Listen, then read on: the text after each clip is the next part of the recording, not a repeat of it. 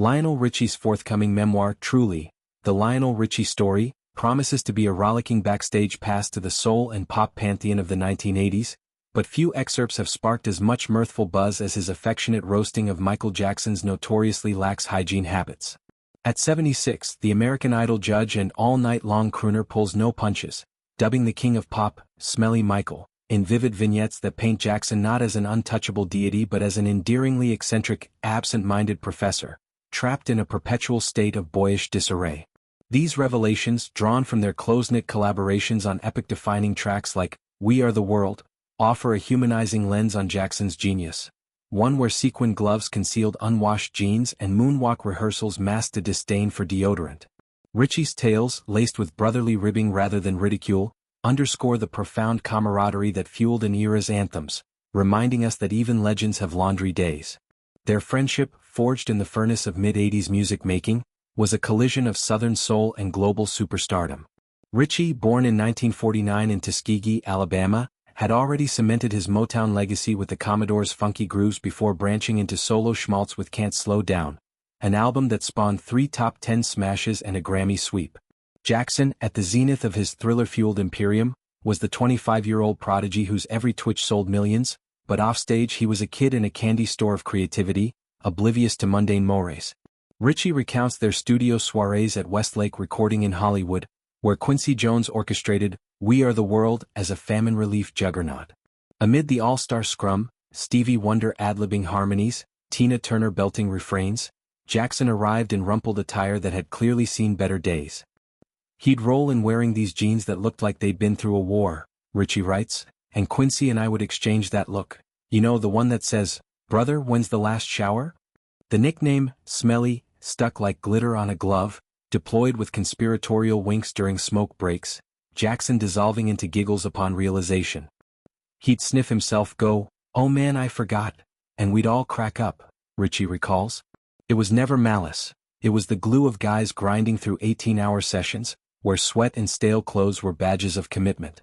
Delving deeper, Richie's anecdotes illuminate the quirks that define Jackson's private orbit.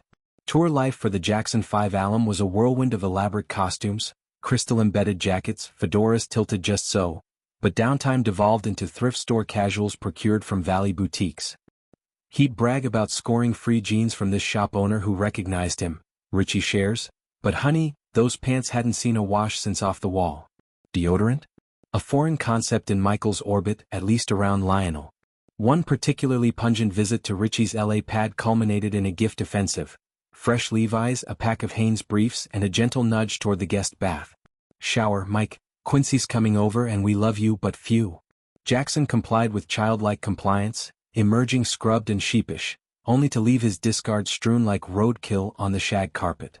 Richie, ever the Southern host, scooped them up with a chuckle, later donating the lot to charity. These moments, far from diminishing Jackson, amplified his allure. A savant so immersed in melody and movement that earthly rituals fell by the wayside. Richie's lens captures the duality, the man who choreographed armies of dancers yet forgot to change socks, whose vitiligo-mottled skin was slathered in layers of stage makeup but whose home uniform was a faded tee.